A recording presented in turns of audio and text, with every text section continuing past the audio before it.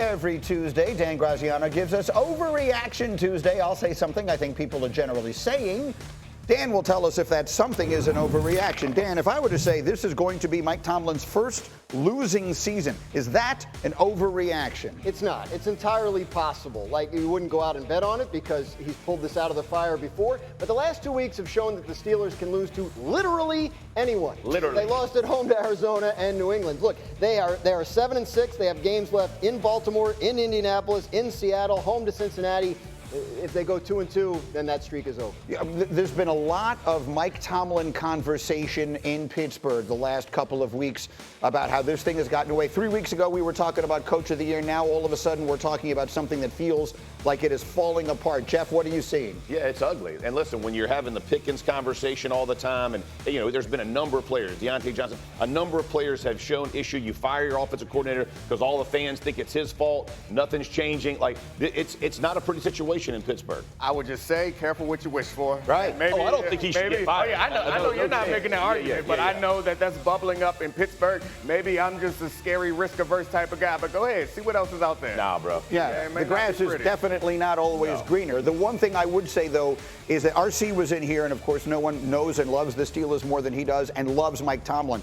He said that he does not think Tomlin's message is getting through to these players. For whatever reason, Mike Tomlin, who, again, he said this with great respect, he does not feel like whatever it is that Tomlin is preaching is getting into the heads of his players. I wouldn't go that far. I think Mike Tomlin still has a pulse of that locker room, but what I will say is he has way too many hostages and not enough volunteers. Yeah. On the field, they do not have that Steeler physicality identity that we've become accustomed to seeing. They got to get that back in a hurry. All right, next overreaction, Graziano. If I were to say the Buffalo Bills will be the most dangerous team in the AFC in the playoffs, would that be an overreaction? Yes, it's an overreaction because they still have to get into the playoffs. Right? Like, they're 7-6. What do they got left? Home against Dallas, at the Chargers, home against New England, at Miami. If they go 2-2, what's that? That's 9-8. That's not necessarily in the AFC. Plus, once they get in, it's not like Matt Milano and Tre'Davious White are going to show up and help out the defense. This is a team that's got some issues, and I don't think that it's,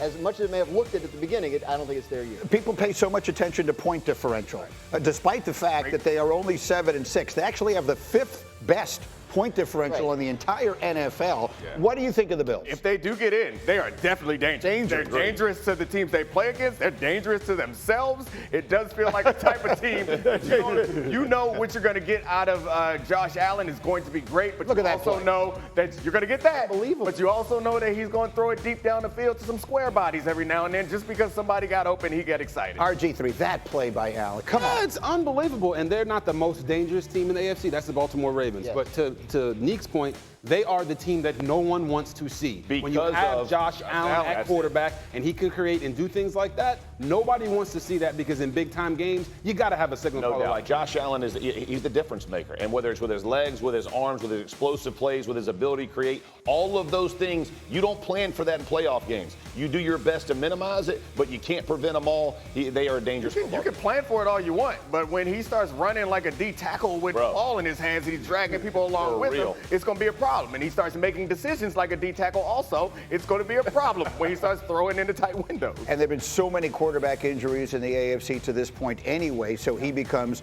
almost by default one of the most dangerous. Speaking of great quarterbacks, Danny, if people are saying the Chiefs should be ashamed of their reaction to the way their game ended on Sunday, is that an overreaction? It's not an overreaction. I mean, this is an embarrassing moment for one of the, a guy in Patrick Mahomes who's carried himself with nothing but class throughout his career. To go off like this about a call that was 100% correct, by the way. I think you're seeing frustration boil over at something that isn't the officials, and they expressed it against the officials because that's the easy. All right, before we all comment, let's hear from him.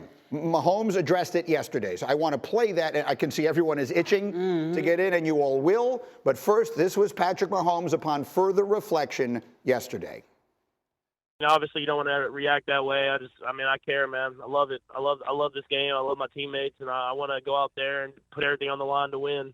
But obviously, can't do that. I mean, can't be that way towards officials or really anybody in life. So I probably regret acting like that. But more than anything, I regretted the way I acted towards Josh after the game because he had nothing to do with it. And So I was still hot and emotional. But you can't do that, man. It's not a great example for kids watching the game. So I was more upset about that than I was about me on the sideline. When it comes to Patrick Mahomes and his reaction, I have to say that he was not reacting to that flag. Yeah. He was not reacting to the refs not getting the call right. He was just acting like you would if, you ask your girl if she's okay, and she says, yeah, I'm fine. But you know she's not fine. You know without a shadow of a doubt she's going to bring something up from 5 weeks ago that she's been holding on to and throw it across your face. They've had 33 drops this year. When you talk about Mahomes to his receivers, QBR-wise, he's 23rd in the league when targeting his receivers. Running backs and tight ends, he's 3rd in the league. Yeah. So this is a boil-up of all of the miscommunications, the drops, the missed call last week to MVS when they didn't call the PI, when he's saying he wants the guys to be able to let the refs let the guys play. So when I look at this call, I don't think that Patrick Mahomes is reacting because the refs didn't make the right call by rule. Mm-hmm. The simple fact is this, in the NFL, with delay of games, you get the standard extra beat when the clock hits 0. Right. That is what him and Andy Reid were talking about here. Normally in the NFL, you get a warning on this offsides call before they throw the flag. Right. They're not saying, hey, it's not a penalty. Hey, it was a great play. We want to get away with it. That was not their point. They're saying they simply want the standard of what you normally get in the normal course of a game. And Neek, you know this. Yeah, that's fair. He was lined up offsides multiple times in the game, and they didn't call him on. Orlovsky showed that. For those of you who saw it yesterday on NFL Live, Orlovsky showed. Zapruder Orlovsky went through the whole tape and found how they were offsides a bunch of times. And so, I get Dan's point, and I agree with him. Normally, at some point, if they couldn't see the ball on that last play, they couldn't see it on this play either. Yep. And normally, as a defensive back, first quarter, they'll come up to me and say, hey, you're getting a little handsy. We let you get away with it. If I keep doing it, they throw the flag. If they don't tell me that I'm getting a little handsy, then I expect for them to allow me to do that through the course of the game. But the Chiefs can't be the ones complaining about it. You broke the rules. You broke the rules. And as a defensive player, it feels like Jeff reminded me this morning. Y'all get all the advantages. All of it, bro. Y'all just stop complaining. I couldn't believe it is ridiculous. Let me ask you, if Von Miller had been lined up with over that ball and got a sack, people would go nuts. We let offensive tackles be in the backfield lined up with freaking running backs right now to stop quarterbacks from getting hit. We give all the advantage to the offense, and now we're going for one call to go the defense's way. Everybody's going to be up in arms because it cost the game, whatever. Listen, we have made this a ridiculous conversation. Should he have been? Should he not have been? It's a freaking penalty, bro. He called the penalty. If any defensive lineman lines up like that, that flag's getting thrown 100 out of 100 times. Right. That it wasn't called doesn't bother me. It was called when it mattered. However you want to frame it, however you want to look at it. But man, we have played. Our defensive players play with their hands behind their backs, bro. They got to worry about where they're targeting, who they're hitting, and now we're going to worry about alignment. Like, that's a joke. No one loves the officiating conversation more than Dan Graziano. We've lost our minds as sports fans. Why are we so – Dan Orlovsky, I love you. But how obsessed do you have to be with blaming the officials rather than the players to go back and look at every single play to see how offsides Kadarius Toney was on every single play? Maybe you don't respect journalism, but Dan Orlovsky was doing the reporting. I respect the legwork. Okay. Yeah, but the motivation, it makes me cry. I'm watching the Sunday night game, right? And it's Eagles-Cowboys, and Brandon Cooks, doesn't catch a ball in the end zone, and they say, well, he should have been trying to get a flag there. He was trying too hard to make the catch. What has happened to sports? I don't understand. You got to make the catch. Anyway, back to this thing. The Chiefs were making the point of that was a great play. We should have gotten away with it. No, I don't think they were. They were not. Exactly what they were not. That was a byproduct of the after product of the play. And they said, so you're talking about you get the extra beat on delay of game, sure, but you don't get two. But that's not this was such an egregious the point that Robert's making and that the Chiefs are making that I think is an accurate run, even though I'm on the defense side of the ball, is that you can't let us get away with it. So, to Jeff's point, you let tackles get out early through the course of an entire game, and then all of a sudden on the final drive, now you're going to throw the flag? But if it's egregious. It's not the official's job to put you on side. It's not the official's job. Listen. If you get pulled over for speeding, you can't say, officer, I was speeding yesterday and you didn't give me a ticket. We get that, One at a time, go. The Chiefs are not complaining because the flag was thrown. They acknowledge that it was a penalty.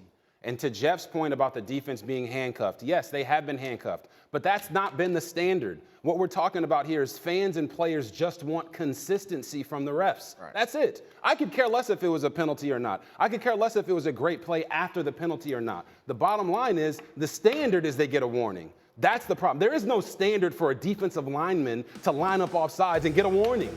That is the point. So we can sit up here and we can argue about speeding and we can argue about this. The fact of the matter is, Kadarius Toney was offside. Right. And it was his fault. He didn't check with the ref.